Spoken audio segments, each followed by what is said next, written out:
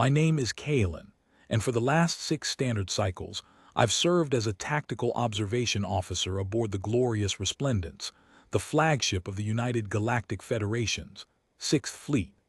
It's a title that sounds far more impressive than the reality. In truth, I'm a glorified data sifter, a pair of eyes tasked with staring at holographic displays for 12-hour shifts, looking for patterns in the cosmic noise. It's a job for the patient, the meticulous, and if I'm being honest, the slightly boring. But on that day, the day everything changed, I was anything but bored. The 6th Fleet was on a show of force mission, a term our admirals loved because it sounded powerful and purposeful. In reality, it was a parade. We were the biggest, baddest collection of warships in the known galaxy. 247 vessels, from the colossal, planet-cracking dreadnoughts to the nimble, insect-like corvettes. Our hulls were polished to a mirror sheen, our weapons arrays gleaming like the teeth of a predator. We were a testament to the Federation's power, a gilded cage of unimaginable destructive potential. We were currently stationed in the Alcyone system, a hub of commerce and diplomacy, a place where the various member species could come and gaze upon our might and feel safe. Or intimidated, depending on the political climate of the week. The system was alive with the constant, low thrum of traffic, a ceaseless ballet of cargo haulers, diplomatic shuttles, and personal yachts. The space around the Resplendence was a kaleidoscope of lights, a river of vessels flowing around the immovable mountain of our fleet. I remember the atmosphere in the observation deck that shift. It was the usual controlled chaos. Officers murmured in their native tongues, the air thick with the scent of recycled air and the faint, metallic tang of ozone from the banks of data servers. The only sounds were the soft clicks of claws on consoles from the Silurian techs and the low, guttural hum of the Viridian navigation officer. It was a symphony of galactic civilization, a perfectly orchestrated piece of tedium. I was monitoring the outer perimeter, a field of space so vast it was mostly empty. My job was to differentiate between a stray asteroid and a potential threat. The probability of a threat was, of course, astronomical. It was a peacetime posting, a ceremonial duty. We were the crown jewels of the Federation, untouchable, unassailable. Then, at the beginning of my shift, the sensors chirped. Not an alarm, just a notification. A new contact had appeared on the very edge of the system. Contact standard spatial distortion, the Viridian officer Trax reported in his monotone metallic voice, classifying as a civilian vessel. Mass, insignificant. Power signature, negligible. I glanced at the display. A single blip barely registering. It was a tiny thing, a speck of dust in the immensity of space. Probably a lost freighter or a private cruiser taking the scenic route. It was so insignificant that the main tactical systems had practically ignored it, just logging its existence. "Any IFF signal?" I asked, my voice a low drawl betraying my utter lack of interest. "Unable to identify," Trax replied. "It's not in the Federation database, likely an independent vessel from a non-aligned system." Non-aligned, a polite term for a backwater. My mind was already wandering back to the nutrient paste I was planning to eat for my break. I was planning a schedule of when to take my break, what kind of nutrient paste I would eat. This was my life. We tracked it for the next few hours. It didn't follow any of the sanctioned trade routes. It wasn't heading for the main port. Its trajectory was a straight line, a perfectly beeline for the heart of the system, right for us. It wasn't trying to hail anyone. It wasn't responding to standard hails. It just came. This was peculiar. In the commerce-driven heart of the Federation, everyone announced their presence. They filed flight plans, paid docking fees, and sent courteous greetings. For a ship to be this silent was like someone walking into a crowded party and staring silently at the host. It was unsettling. A few of the other officers on the deck began to notice. A Tarkian navigator, a being of immense patience, finally grunted in annoyance. "Perhaps they are broken," he rumbled. Their communication array is malfunctioning. Or perhaps they are just rude, a lithe avian Etherland officer chirped, her feathers ruffling in a display of irritation. I kept my eyes glued to the display. The ship was still a few hours out, but its target was unmistakable. It was headed straight for the flagship, the glorious Resplendence. The sheer audacity of it was almost laughable. In our entire history, no vessel had ever attempted to approach the fleet's command ship without authorization. It was like a mouse running towards a sleeping lion. The atmosphere in the deck started to shift. The casual chatter died down. The Silurian techs' claws moved a little faster across their consoles. The air grew heavy, not with a tangible change, but with a sense of anticipation. "Commander," I finally said, my voice a little tighter than I intended, "I recommend raising the alert status for the command ship sector. This vessel is acting outside of normal parameters." The commander, a veteran Scythian by the name of Vorlag, flicked his tongue out, tasting the air in a characteristic gesture of annoyance. He was a pragmatist, a creature of logistics and order. "Don't be ridiculous, Kalen. It is a single vessel, probably a lost pleasure cruiser whose captain had won too many glasses of Juvian nectar. We are the Sixth Fleet. We do not raise our shields for a freighter." He was right, of course. It was illogical. It was beneath us. But I couldn't shake the feeling. I zoomed in on the ship's image as the long-range scanners began to get a better picture. It was ugly. That was the first word that came to mind. It wasn't sleek or elegant like our vessels. It wasn't biological or crystalline like the ships of some of our other allies. It was a block of gray, pitted and scarred metal, bristling with what looked like antennas and weapon emplacements that were gaudy and angular. It looked like it had been built by someone who valued function over form, someone who didn't care about the aesthetics of spaceflight. It had the charm of a hastily welded shipping container. Its name, as it appeared on our system, was UNS Indomitable. It didn't mean anything to me. The UNS designation was unknown. I ran it through every archive I had access to. Nothing. It was a ghost. The silence from the ship was the most unnerving thing. It wasn't just a lack of hails. It was a complete absence of communication. It was drifting through our space, a stone thrown into a still pond, and we were the ripples. On a whim, I decided to try one more thing. I sent a direct, narrow-beam message, encrypted in all the standard Federation protocols, just on the off chance they were having equipment failure. I included a greeting in over 100 common galactic languages. There was no response, nothing, not even a burst of static.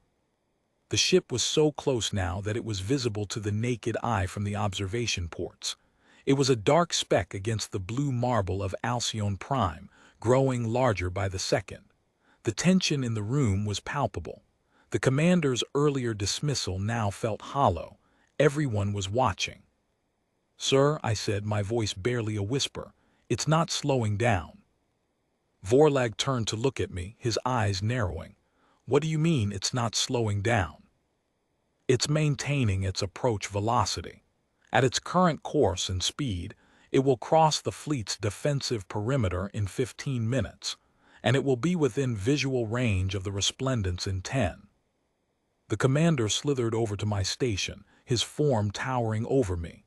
He stared at the display, his tongue flicking rapidly, a sign of high agitation. "Enough," he boomed. "This is a violation of our sovereign airspace.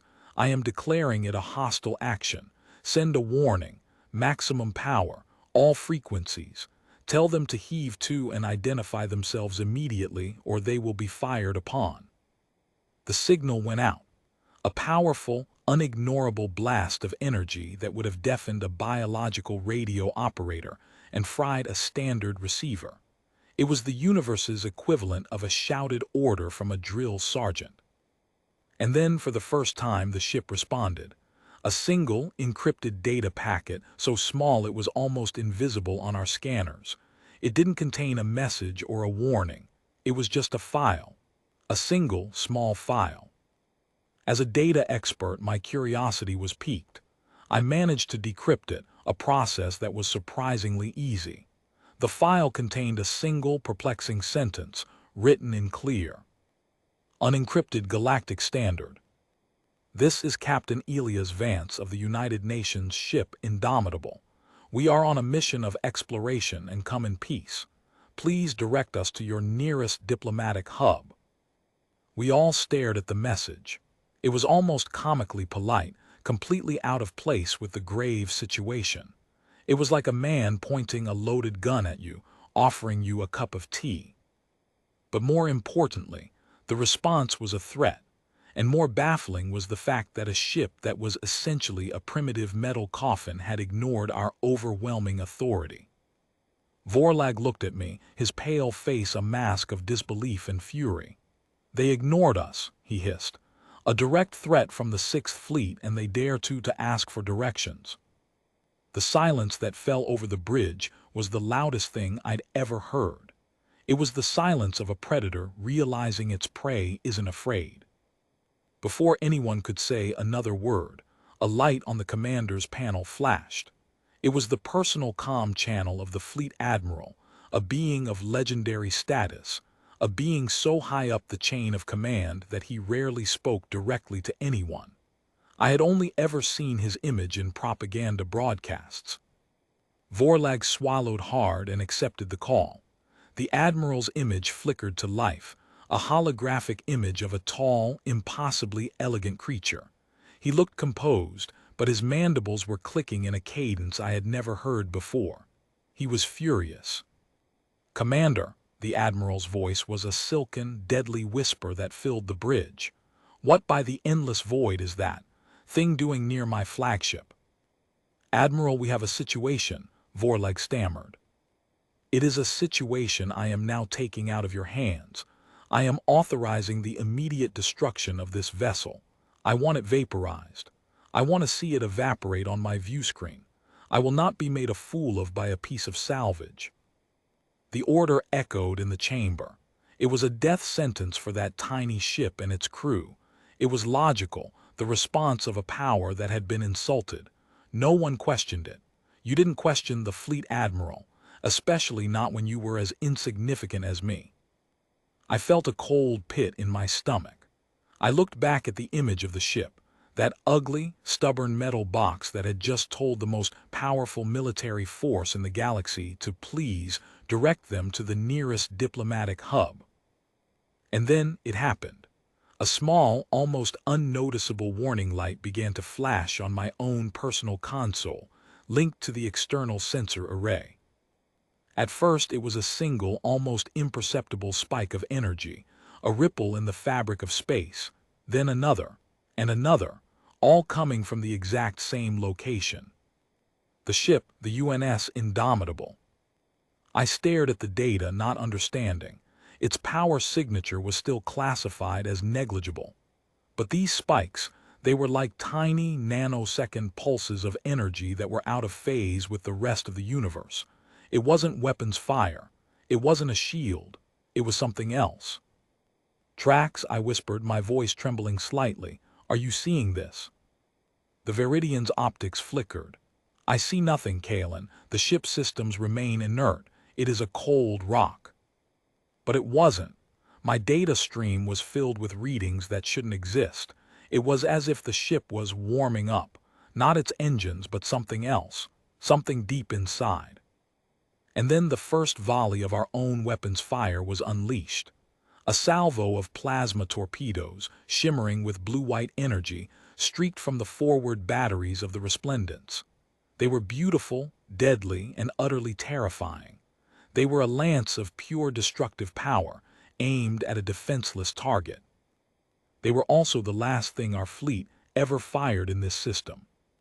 10 seconds before the torpedoes were due to impact the Indomitable, the small, ugly human ship vanished. Not with a flash of light, or a shockwave, or a sudden burst of speed. It simply dematerialized, replaced in an instant by the most mind-bending, terrifying vision I have ever seen. One moment there was a single, unassuming ship.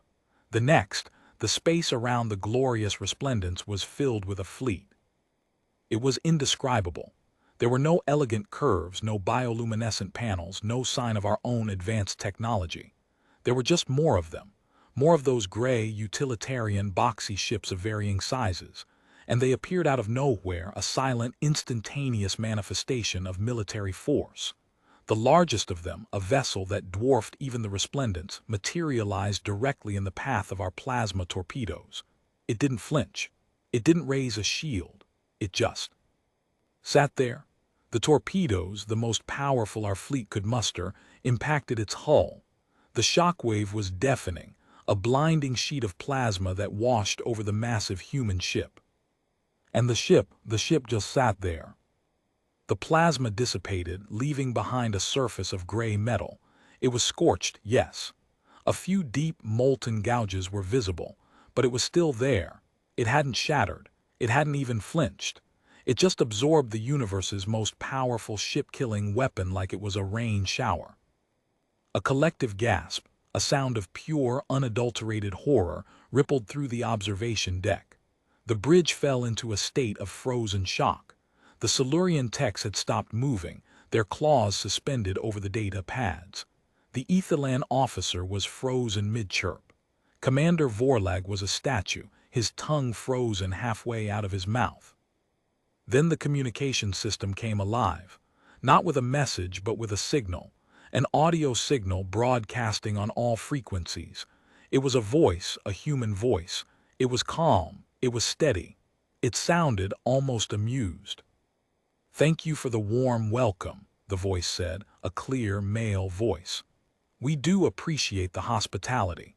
To respond to your unprovoked attack, we are legally required to issue a simple warning. As per the regulations of the United Nations, we have the right to defend ourselves." The voice paused, and the silence was heavy like a blanket. "We are a peaceful people," the voice continued, "and we do not seek a war.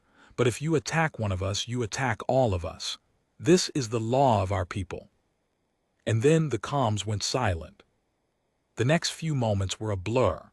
The fleet was thrown into chaos.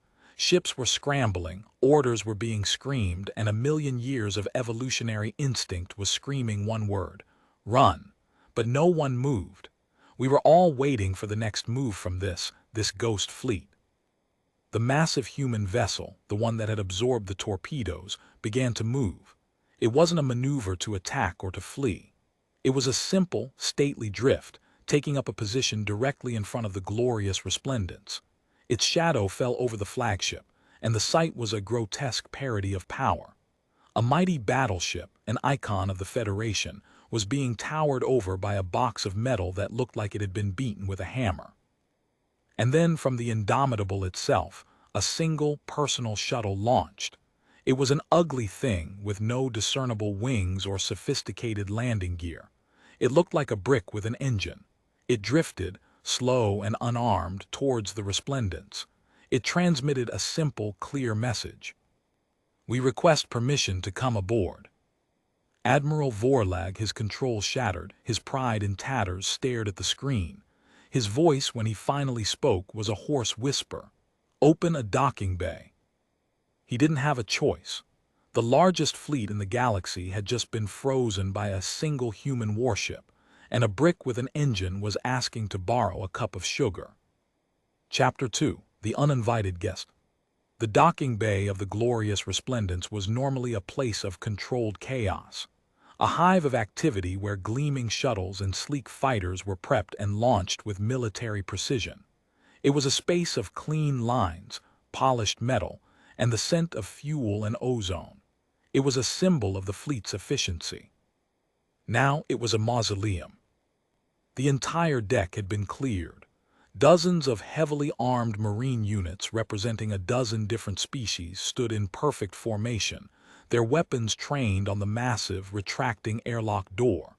They were the best of the best, a force that could subjugate a small planet. But right now, their hands were shaking. I had been ordered to the landing bay as part of the Admiral's diplomatic retinue. It was an absurd notion. I was a data officer, a tactician. My job was to analyze, not to greet.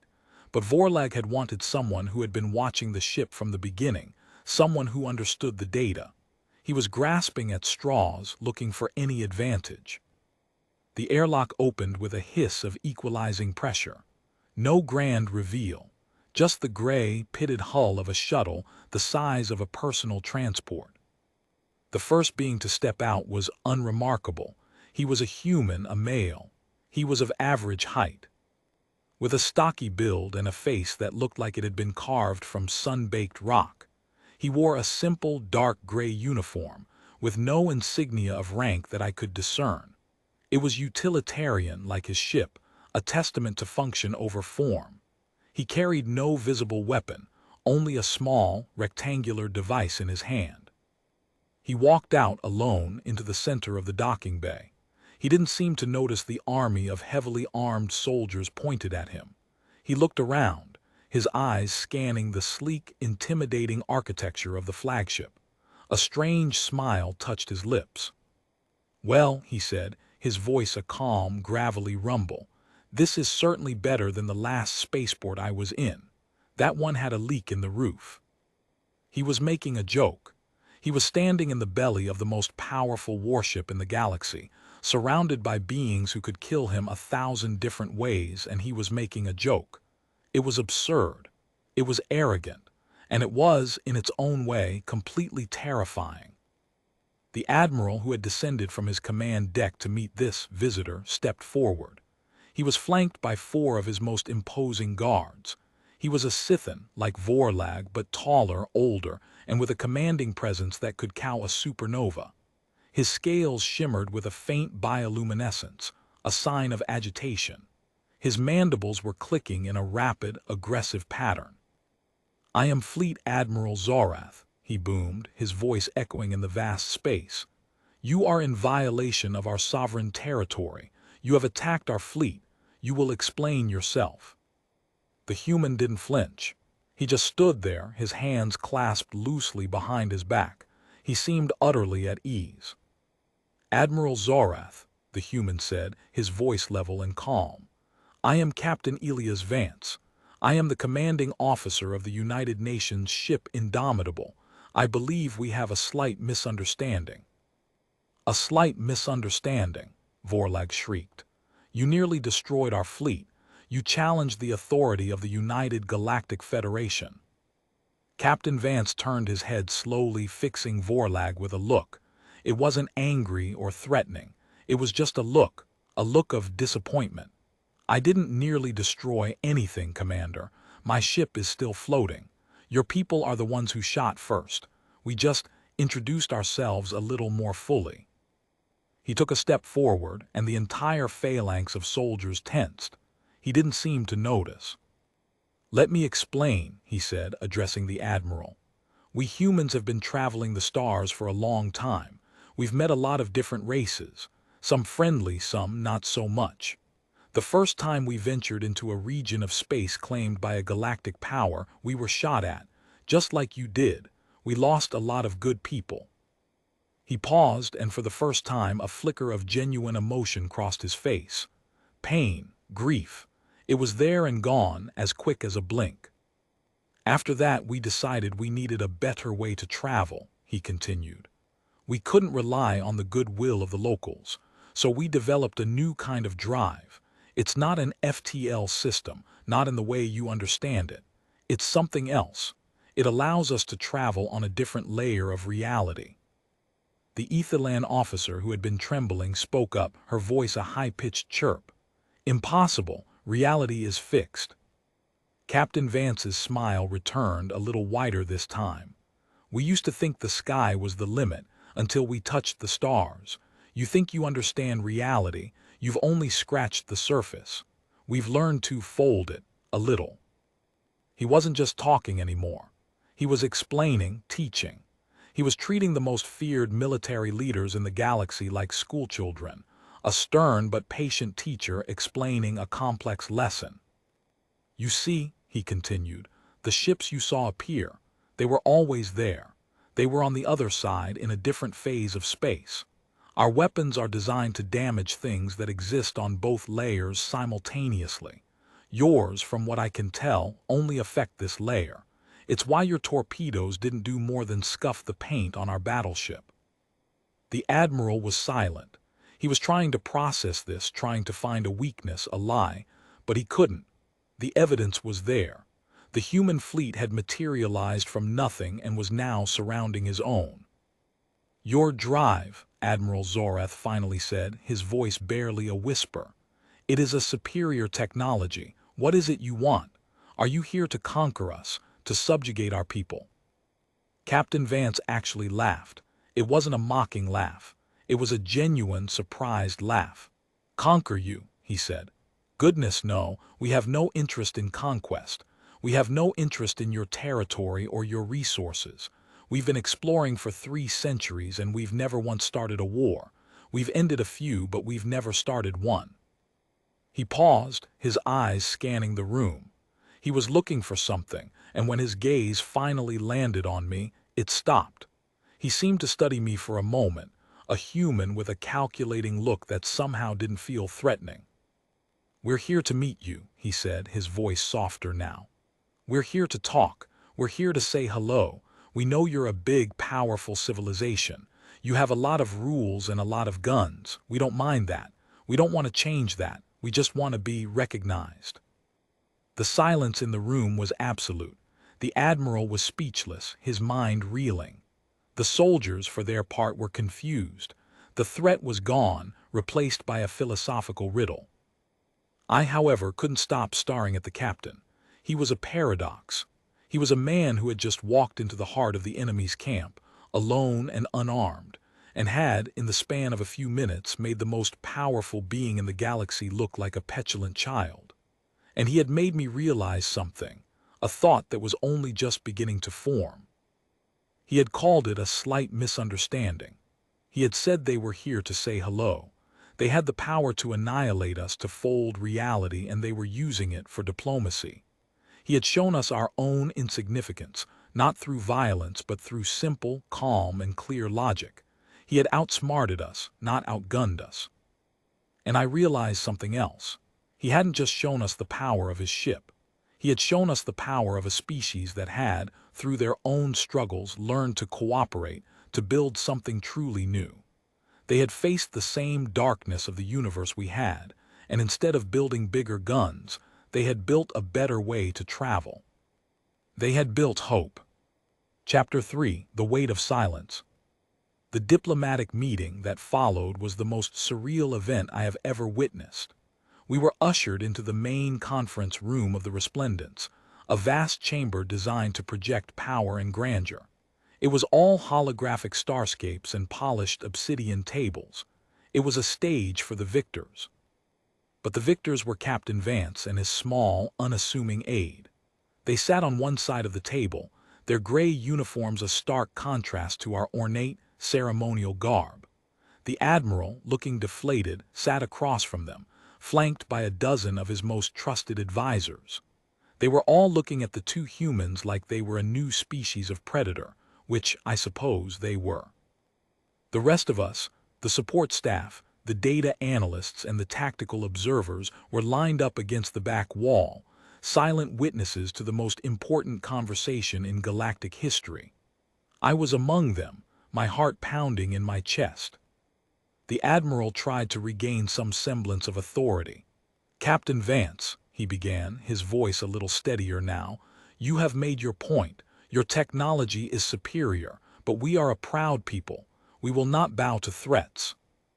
Captain Vance leaned back in his chair, a gesture of utter relaxation. "Admiral Zorath, I am not making a threat. I am making an observation. You have a fleet of 247 ships. I have a fleet of approximately, well, I'm not entirely sure. The count changes as ships check in and out, but it's definitely more than 247. He paused, letting that sink in. "What you saw was just the forward observation group. The rest are waiting. But they're not waiting for a fight, Admiral. They're waiting for a friend." "A friend," the Admiral spat the word. "You appear out of nowhere, you ignore our warnings, you nearly cause a war." "Admiral," Captain Vance interrupted, his voice calm but firm, "you were the one who authorized the destruction of a single, unarmed vessel. You were the one who fired first. We just responded. And our response was measured. We could have erased this entire star system from existence. It would have been easier than opening a communication channel. But we didn't. He leaned forward, his eyes meeting the Admiral's. Why do you think that is? The Admiral had no answer. He was trapped by his own logic. We're not here to judge your people's fears, Vance continued. We understand them. We've been there. But we've also learned that the only way to deal with fear is to meet it, not run from it. So we came here to the heart of your power to say hello, and to ask a simple question. What do you want? The question hung in the air. It was a simple, profound question that no one had ever thought to ask the Federation. They had always been the ones with the power, the ones who dictated terms. Now, the tables were turned. It was the Etherland officer whose name was Lyra who spoke first. Her voice was shaky but determined. We want to live in peace, she said. We want to explore the stars without fear. We want to protect our people. Captain Vance nodded, a gentle, understanding look on his face. We want the same thing, he said. We've been exploring for a long time. We've seen a lot of things. We've seen empires rise and fall, species blossom and wither. We've learned that the universe is a dangerous place, but it's also a beautiful one, and it's a lot less dangerous when you have friends. He stood up, a sign the meeting was over. Here's what we're proposing, he said. We'll leave this system. We'll go back to our extra-dimensional space. We won't bother you, but we'll leave a representative here, a human embassy, a place where we can talk, where we can trade, where we can learn from each other. We can share our technology, our knowledge. In return, we ask for nothing but a chance to explore and to meet new friends. We ask for the freedom to travel. He looked around the room, his gaze sweeping over the assembled crowd of leaders and warriors. We are not conquerors, he said. We are explorers. We are the ones who stand in the middle of the unknown and say, let's go see what's over there. We don't need your territory. We need your permission to be curious. The silence that followed was different from the one on the bridge. It was a thoughtful silence, a heavy silence. The weight of 1,000,000 years of fear and aggression was pressing down on everyone in the room. Finally, Admiral Zoreth spoke. Your offer is unprecedented. It will take time for our governments to consider it. Captain Vance smiled again, but this time it was a sad smile. Take all the time you need, Admiral. We're not going anywhere. We've waited a long time to find a civilization as advanced as yours. We can wait a little longer. We're patient. And with that, he and his aide turned and walked out of the conference room, their footsteps echoing in the vast, silent chamber. They left behind the same ship, the same brick with an engine, and that was the last time anyone in the fleet laid eyes on them for a long time.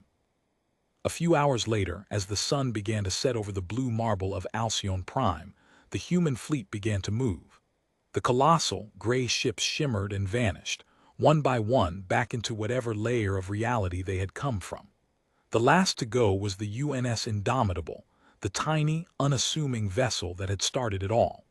It lingered for a moment, as if taking one last look at the system, and then winked out of existence. The Sixth Fleet was alone again. The enemy was gone, but nothing was the same. I was dismissed from the observation deck. I walked through the silent corridors of the flagship. No one spoke. The usual chatter of the crew was absent. They were all processing what had just happened. I finally reached my quarters, a small, cramped room with a view of the stars. I sat on my bunk and stared out the window. The stars looked the same. The universe looked the same. But I was different. I had seen a species that had mastered the impossible, a species that had looked into the abyss and instead of building a wall, had built a door. They had asked for nothing but the chance to explore, to discover, to be curious. And I had seen our own fear, the fear that had made us attack a defenseless ship, the fear that had made us see a threat in a request for directions, the fear that had nearly caused a war we couldn't possibly win. I thought of the captain's final words. We are the ones who stand in the middle of the unknown and say, let's go see what's over there. It was a beautiful sentiment, a terrifying sentiment, and a true one. We had been the largest fleet in the galaxy, and we had been frozen by a single human warship, not because they were more powerful, but because they were more curious. They were more willing to take a risk. They were more willing to be wrong. The largest fleet in the galaxy froze because a human warship entered the system, and in that silence, we were forced to listen. For the first time, we listened to the quiet voice of a species that wasn't afraid of the dark, a species that had finally found the courage to be alone in the universe. And I realized that we had more to fear from our own ignorance than we ever did from them. We had been living in our gilded cage, so proud of our power, that we had forgotten the simple human truth that the universe is bigger than our fears. The largest fleet in the galaxy froze, but maybe, just maybe, it was the first time we had ever stopped to think. Part 2, Chapter 4, The Unraveling. In the weeks that followed the encounter, the Sixth Fleet was a ghost of its former self. The polished surfaces of the glorious resplendence seemed duller, the air thicker. The confidence that had once radiated from every bulkhead was gone, replaced by a palpable, heavy uncertainty. We had been the largest fleet in the galaxy, a monument to the Federation's might. Now, we were just a collection of ships floating in space, waiting for the other shoe to drop. The shoe took the form of a complete and utter paralysis. The admiral, once a figure of absolute authority, became a recluse, rarely leaving his private quarters. The commanders bickered among themselves, their old alliances dissolving in the face of this new, incomprehensible threat. The Silurian techs, once the backbone of our efficiency, spent their shifts staring blankly at their consoles, their claws twitching nervously. I, on the other hand, found myself obsessed. I delved into every scrap of data we had on the human encounter. I analyzed the sensor readings, the communication logs, the energy spikes, anything I could get my hands on. I was looking for a pattern, a weakness, a flaw. I was looking for a reason to feel safe again. What I found only made me more uneasy. The humans were inconsistent. That was the only way to describe them. Their technology was baffling. The energy signatures we had detected were a chaotic mess, a jumble of frequencies and waveforms that defied all known physics. It was as if they were generating power from pure, unadulterated nonsense. Their ships were a hodgepodge of designs, some sleek and modern, others looking like they'd been salvaged from a junkyard. There was no uniformity, no overarching aesthetic. It was like trying to categorize the art of a madman. But the most unnerving part was their silence. Since the departure of the UNS Indomitable, there had been no further contact. No demands, no threats, no hails, just a vast, deafening silence. It was the silence of a predator that has already tasted its prey and is patiently waiting for the right moment to strike. It was unnerving. My obsession grew. I spent every waking hour in the data archives, a vast, humming crypt of information stored deep within the ship. I was looking for something, anything, that could explain the human phenomenon. One day I stumbled upon a classified file. It was buried deep, deep within the Federation's central database, a data packet so old and so heavily encrypted that it should have been erased 1,000 cycles ago. It was marked with a symbol I didn't recognize, a triangle with a stylized tree inside it. The file's name was simple, and it chilled my blood. Project First Contact, the Human Anomaly. I spent the next 3 days decrypting it, a task that required bypassing ancient security protocols and using every trick I had ever learned. It was exhausting, illegal, and terrifying, but I had to know. What I found inside was a story so horrifying that it made the encounter with the Indomitable seem like a fond memory. The file chronicled the Federation's very first encounter with humanity, over 1,000 cycles ago. It was during the Federation's great expansion, a time when they were aggressively bringing new species into their fold. They had encountered a primitive species on a small, blue-green planet on the edge of the galaxy, Earth. The Federation's exploratory fleet had arrived, expecting the usual capitulation. But the humans were different. They were fractious, divided into warring nations.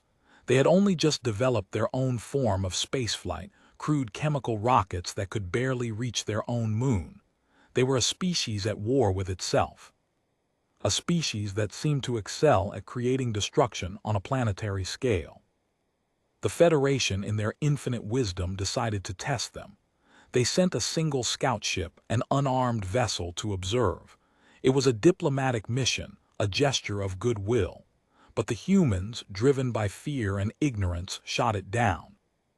A single, unarmed scout ship, and the humans had destroyed it. The Federation declared war.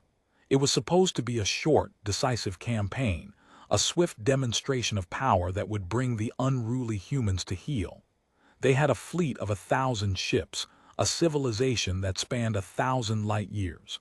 They were the apex predators of the galaxy. They were wrong. The file detailed the war. It was a conflict the Federation had tried to erase from history, a stain on their reputation so deep they had buried it in the deepest, darkest corner of their archives. And the reason they buried it was simple. They had lost. The humans had been a primitive, divided species. But they had two things the Federation had never encountered before: a will to survive that bordered on insanity, and a terrifying capacity for adaptation. They had fought the Federation with every weapon they had, from nuclear bombs to guerrilla warfare. They had turned their own world into a fortress. They had fought with a ferocity that defied all logic and reason. The war had lasted over a century. The Federation had pushed the humans to the brink, but the humans had refused to break. They had been relentless, fighting tooth and nail for every parsec of space. They had been outgunned, outmatched, and outnumbered, but they had never once considered surrender. The file ended with a single, chilling sentence. In response to the Federation's aggression, the human race initiated a total war strategy, transforming their entire civilization into a war machine. The human fleet, now equipped with reverse-engineered Federation technology, launched a counteroffensive that captured and destroyed a third of the Federation's core worlds before the Federation agreed to an armistice. The Treaty of Proxima Centauri established a permanent ceasefire and the expulsion of all Federation forces from the Orion Arm. Humanity is to be considered a Class 7 threat.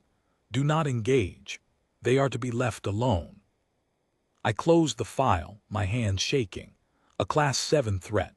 I had never even heard of a Class 7 threat. The highest classification I knew was a Class 4, reserved for rogue supernovas or interdimensional entities. Humanity was considered a threat on par with the fundamental forces of nature. And the treaty had been a lie, a cover-up. The Federation had been so humiliated by their defeat that they had simply erased it from history. The entire narrative of the Federation's ascendancy, its claim to be the galaxy's sole superpower, was a fragile fiction built on the bones of a war they had lost. The very ships we were so proud of were a direct response to this loss. The technological advancements, the massive fleet, they weren't symbols of our power. They were monuments to our fear. They were built to protect us from the boogeyman we had created. The human fleet we had encountered, with their extra-dimensional drives and their polite diplomacy, wasn't a sign of their weakness. It was a sign of their strength. They didn't need to prove themselves to us. They had already beaten us. I felt a cold sweat on my brow. The ship, the Indomitable, hadn't been a military vessel on a mission of conquest. It was a science vessel, an explorer. And the fleet that had come to its defense was a civilian response force, a neighborhood watch for an entire species that had come together to protect one of its own. The captain wasn't a warrior. He was a diplomat, a teacher, a representative of a species that had achieved a level of unity we could only dream of. We had been the aggressors. We had fired on a peaceful vessel. We had been the ones who had started the war 1,000 cycles ago, and we had been the ones who had lost. And even now, after all this time, we were still the aggressors. We were still the ones pointing the guns. The realization was a gut punch. I had spent my entire life believing in the righteousness of the Federation, the benevolence of its rule. And now I knew the truth. We were the villains. We were the ones the galaxy should fear. The file was the final proof. It explained everything. The energy spikes were the lingering echoes of ancient weapons, the chaotic signatures of a civilization that had been forged in a crucible of war. The silence wasn't a threat. It was a choice. The humans had chosen to be quiet because they had nothing left to prove. I closed the file, my mind reeling. I had to tell someone. I had to show the Admiral. I had to expose the lie that had been the foundation of our entire civilization. But as I stood up, a cold dread washed over me. What would happen if I did? The truth was so horrible that it could shatter the Federation. The fragile unity of the member species, held together by fear and mutual benefit, could dissolve into chaos. War could break out, a civil war that would make the conflict with the humans look like a playground scuffle. And then there was the other possibility. What if the humans knew? What if they had been monitoring us all this time, waiting for us to discover the truth? What if their diplomatic mission was a test, a final test to see if we were capable of learning from our mistakes? If we failed this test, what would they do? Would they hold to their treaty, or would they see our continued ignorance as a threat and finish what they had started 1,000 cycles ago? I looked at the file, a simple collection of data that held the power to destroy my world. It felt like a weight in my hands, a secret so heavy I could barely breathe. The largest fleet in the galaxy had been frozen by a single human warship, but the real freeze, I realized, was the paralysis of our own minds. We were frozen by our own past, our own lies, our own fear. And the humans, with their quiet words and their impossible technology, had just shown us a mirror that reflected our own monstrous image back at us. The only question that remained was, would we have the courage to look? Chapter 5: The Confrontation. The weight of the secret was crushing me. For 3 days I sat on the knowledge of the human war, the dark truth that the Federation had tried to bury. I reread the file a dozen times, each time hoping I had made a mistake, that it was a piece of historical fiction, a clever forgery. But the data was too precise, the historical records too detailed. It was real. It was all real. I couldn't keep it to myself any longer. I needed to tell someone, anyone. The officers on the deck, the scientists, the Admiral himself. But I knew that if I walked up to Commander Vorlag and blurted out the secret, I would be dismissed, locked in a mental ward or worse. The truth was too big, too dangerous. It had to be handled carefully.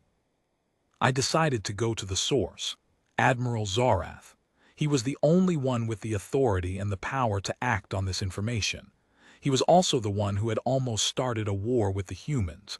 If anyone deserved to know the truth, it was him. I requested an audience with the Admiral. It took 3 days to get past the layers of bureaucracy and security, but eventually I was granted a meeting. My hands were clammy, my heart hammering in my chest as I was escorted to his private quarters. The Admiral's private suite was a vast, opulent space, a stark contrast to the rest of the ship. It was filled with holographic art, exotic plants, and a panoramic view of the Alcyone system. He was sitting in a large, throne-like chair, staring out the window. He looked tired, diminished. The encounter with the humans had aged him. "Kalen," he said, his voice a hollow echo of its former thunder, "you have something important to tell me." I took a deep breath and stepped forward. "Yes, Admiral, I have discovered something in the archives, something important." I handed him a data crystal, the decrypted file I had found. He took it, his expression unreadable. He inserted it into a reader on his armrest and began to read. The silence in the room was absolute. The only sound was the faint hum of the life support systems. I watched his face as he read, his features going from confusion to disbelief, to horror. His mandibles began to click in a slow, rhythmic pattern, a sign of profound distress.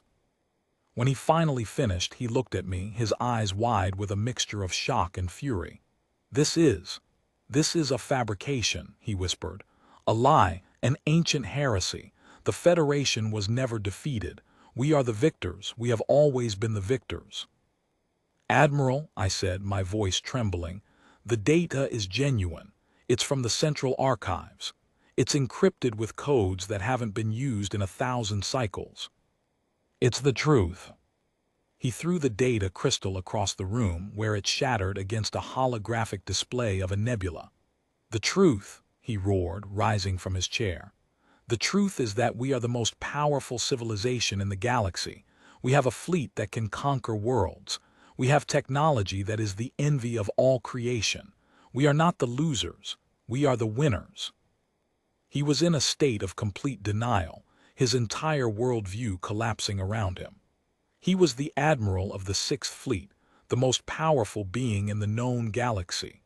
And I was telling him that his entire life, his entire career, was built on a lie. The confrontation was not going well.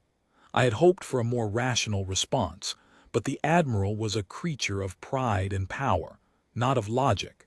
He was being asked to accept a truth that challenged the very foundation of his existence. "Admiral, please," I tried to reason with him to calm him down. "This isn't about who is stronger, this is about the truth. We attacked them, we started the war, we lost, and they let us go." "Let us go," he spat. "No one lets the Federation go. We are the ones who decide. We are the ones who have the power of life and death." "But they are the ones who have the power," I insisted. "They have a technology we can't even comprehend.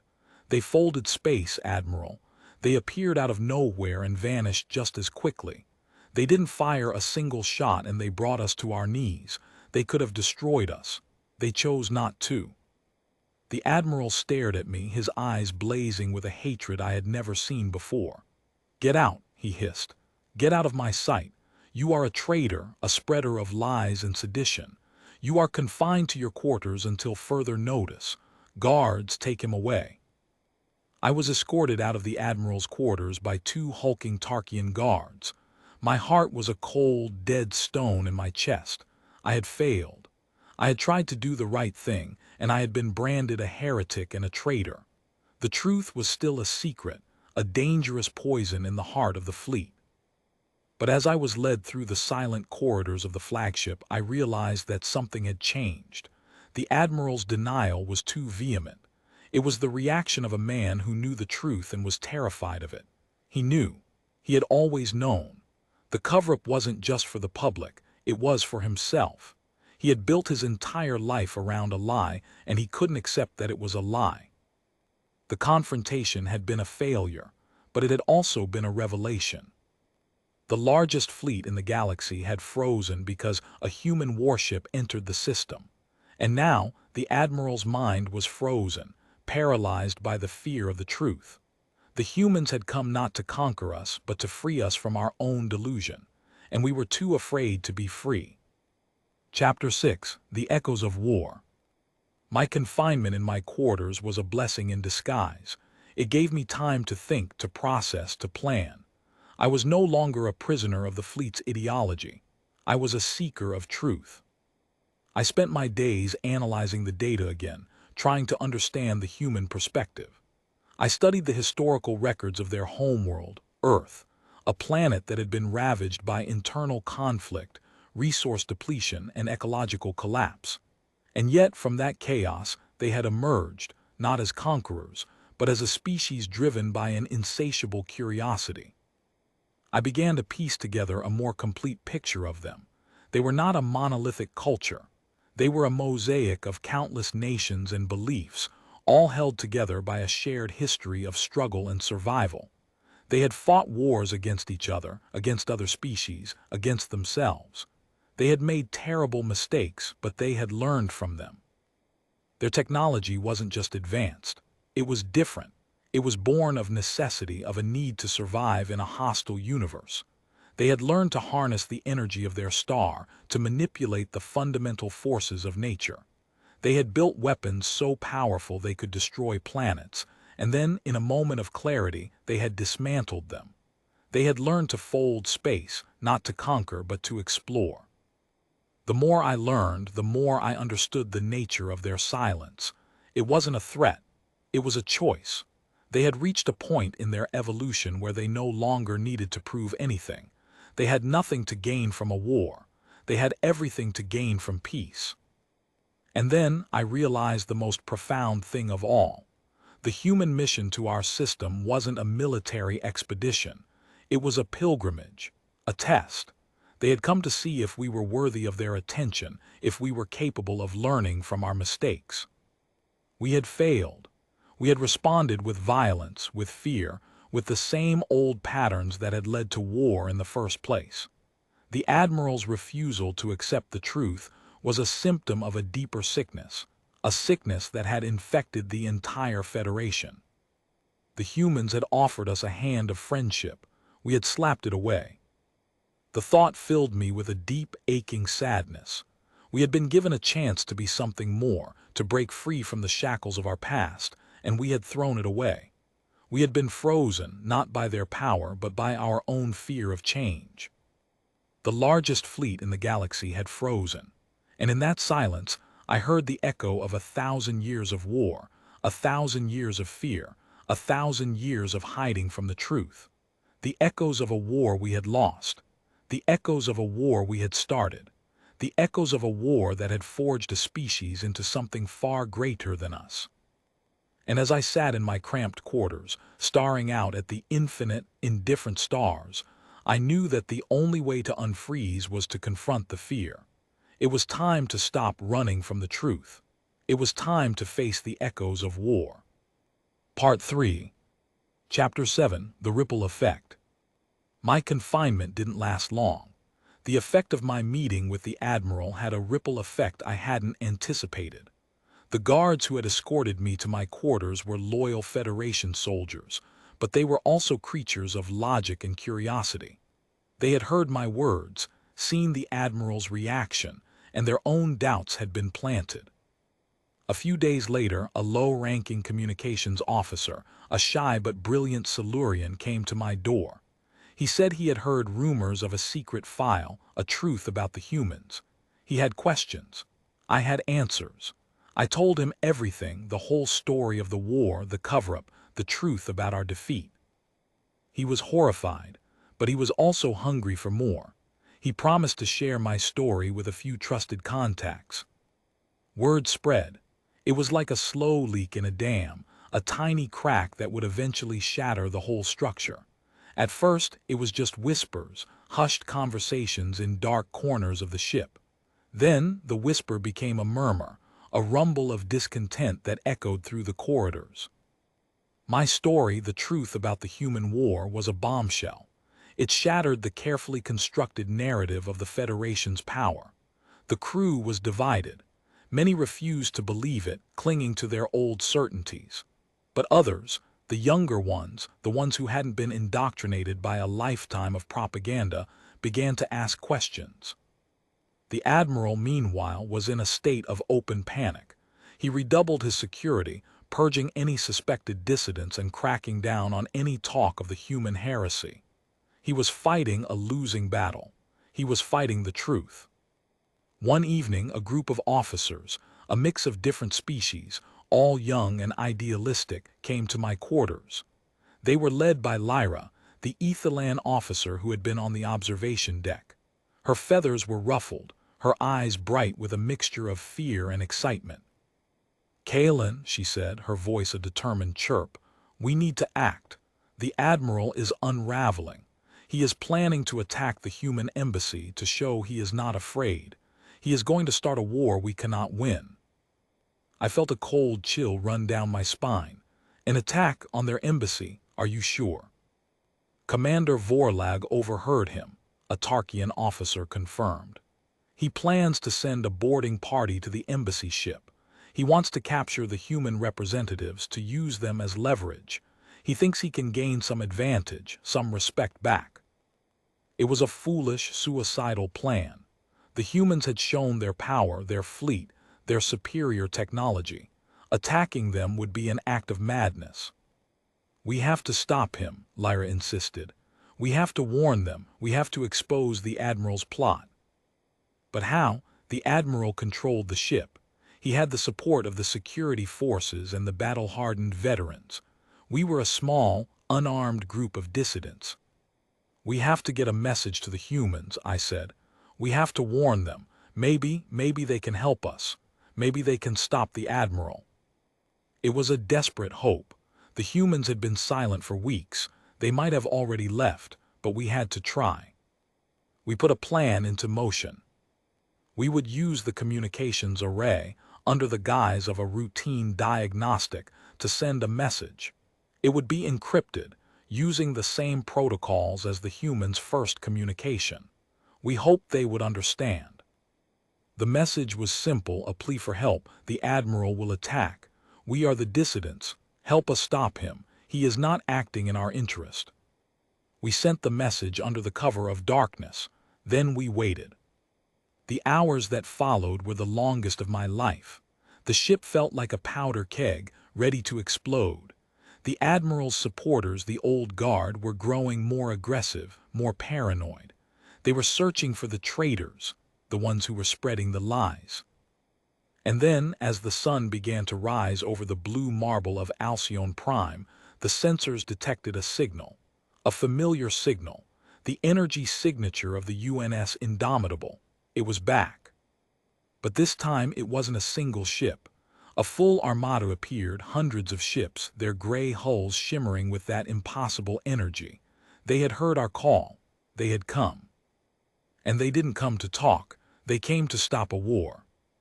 Chapter 8: The Ultimatum. The human fleet materialized in a crescent formation around the glorious Resplendence. It was a wall of steel, a silent, implacable force that blocked the Admiral's path. Their arrival was like a thunderclap in a silent room. The bridge of the Resplendence was in a state of utter chaos. The Admiral was screaming, his mandibles chattering with rage. He had been caught off guard. His plan, his secret plan, had been exposed. "Shields up, red alert, all hands to battle stations," he bellowed. "They are attacking, they are coming for us." But no one moved. The crew was frozen, paralyzed by fear and uncertainty. They had seen the human fleet materialize out of nowhere. They knew they were outmatched. And they had heard the whispers, the truth about the war, a truth that was suddenly impossible to ignore. Then the comms crackled to life. It was Captain Vance again, his voice calm and unwavering. "Admiral Zorath, we have received a message from your dissidents. They claim you are planning an unprovoked attack on our embassy. We are here to prevent that from happening." "Lies," the Admiral screamed. "They are traitors. They have been corrupted. They are trying to destroy the Federation." "We are not here to destroy anything, Admiral," Vance said, his voice firm but not angry. "We are here to offer you a choice. Stand down. End this foolishness. Accept the truth about your past, or we will be forced to take action." The human fleet didn't move. They didn't fire a single shot. They just waited. Their silence was more powerful than any weapon. The Admiral was trapped. He couldn't attack. He couldn't retreat. He had been outmaneuvered, outsmarted, and outclassed. And then something happened that I didn't expect. The crew began to mutiny. It started with the navigation officer, a young, idealistic Veridian. He stood up from his console and spoke, his voice trembling but clear. "Admiral, I cannot in good conscience obey your orders. You are leading us to our destruction. You are fighting a war we cannot win, a war we started. We are the aggressors. We are in the wrong." He was followed by a Tarkian mechanic, a grizzled veteran who had seen too much war. "The human is right," he rumbled. "They are explorers, not conquerors. We are the ones with the guns. We are the ones who should be ashamed." One by one, officers and crew members stood up, voicing their dissent. They were terrified, but they were more terrified of the truth they had been forced to accept. The fear of the unknown was less than the fear of remaining in the dark. The Admiral was defeated. His authority, built on a foundation of lies, crumbled around him. He slumped in his chair, a defeated old man, his dreams of power shattered. He had been frozen by a single human warship, but now his own crew was melting the ice. Chapter 9: The Unfreezing. The mutiny was quiet and bloodless. The Admiral's supporters, seeing the tide of opinion turn, quickly switched sides. They were not driven by ideology but by the simple desire for survival. They knew the humans could destroy them.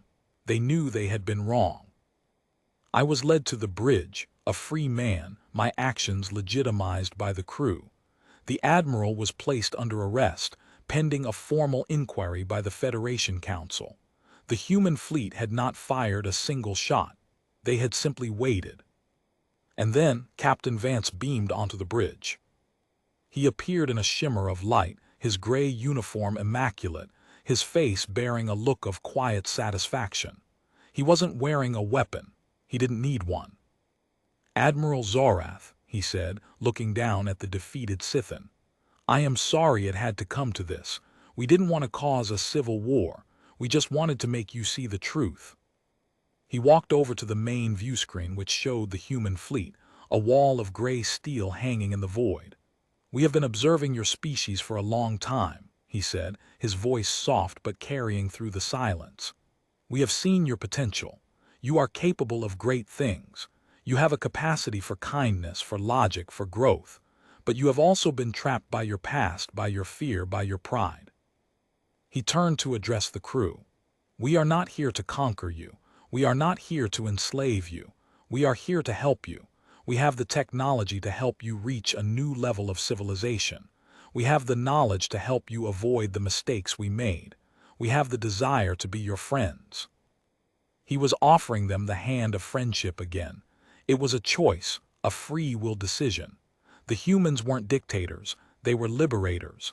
They were freeing us from our own self-imposed prison. "We are a peaceful people," he continued. "We have fought too many wars. We have seen too much death. We have learned that the only way to survive is to cooperate, to share, to build something new. And we believe you can learn the same lesson." The silence on the bridge was broken by a single solitary sob. It was Lyra, the Ethalan officer, her feathers ruffled, tears streaming down her avian face. She looked at Captain Vance, her voice a croaking whisper. "We attacked you, we shot at your ship, and yet you came to help us. Why?" Captain Vance looked at her, his gaze softening. "Because we know what it's like to be scared," he said. "We know what it's like to make mistakes. We know what it's like to lash out in fear. And we know that the only way to break the cycle is to offer a hand, not a fist." He looked around the room, his eyes meeting the gaze of every being present. "What you saw, the fleet that froze, the ships that appeared out of nowhere, it was all a test of your character, a test of your willingness to learn. You failed the first test. You shot at us, but you passed the second test. You listened to the voice of dissent. You chose to act. That is the beginning. That is the first step towards a better future. The largest fleet in the galaxy froze because a single human warship entered the system. Now it is time for it to thaw. It is time to move forward. It is time to be something new." Chapter 10: The New Beginning. The Admiral was taken away, his reign of lies over. A new interim government was formed, made up of the younger officers, the ones who had been willing to listen to the truth. A committee was established to investigate the cover-up, to bring the truth to the people. The human fleet did not leave. They stayed, not as occupiers, but as observers. They helped to rebuild the damaged portions of the fleet, sharing their technology and knowledge. They were patient, understanding, and willing to teach. The first official act of the new government was to establish a permanent embassy on a neutral space station, a place where humans and Federation members could meet and interact. It was a small step, a symbolic gesture, but it was a step in the right direction. And I, Kalen, a data analyst from a backwater planet, was appointed as the first official Federation liaison to the human embassy. It was an absurd promotion, a reward for my stubbornness and curiosity. I was to be the bridge between the Federation and humanity. I stood in the observation deck of the newly established embassy, looking out at the stars. The human ship, the UNS Indomitable, was docked there, its gray, battered hull a monument to resilience and change. Captain Vance was there, standing beside me. He was different than the first time I had seen him. The weight of history seemed to have lifted from his shoulders. He was at peace. "Thank you," I said, my voice full of emotion, "for everything." He smiled. "Don't thank me, thank your people. They were the ones who chose to unfreeze. They were the ones who chose to listen. They were the ones who decided to be something more." I looked at him, this simple, unassuming human who had changed the course of galactic history. He was a reminder that the universe wasn't just a place of fear and conflict. It was a place of possibility. The largest fleet in the galaxy froze because a single human warship entered the system, I said, repeating the words that had become my mantra. "No," he said, his voice gentle. "The largest fleet in the galaxy froze because they were afraid. They were afraid of the unknown, afraid of the truth, afraid of change. You didn't freeze because of our ship. You froze because of your own fear. And the moment you chose to face that fear, you began to thaw. The universe is a big, beautiful, dangerous place. But it's not a place for fear. It's a place for curiosity. It's a place for growth. It's a place for friendship. And you, the Federation, have proven today that you are ready to be part of that universe." He reached out and placed a hand on my shoulder, a gesture of friendship. "The Earth is behind you," he said, "but the stars are ahead of you, and they are waiting." I looked out at the stars, the endless, infinite expanse of space, and for the first time in my life I wasn't afraid of them. I was excited. I was curious. I was ready to explore. The largest fleet in the galaxy had frozen, but now it was finally starting to move again.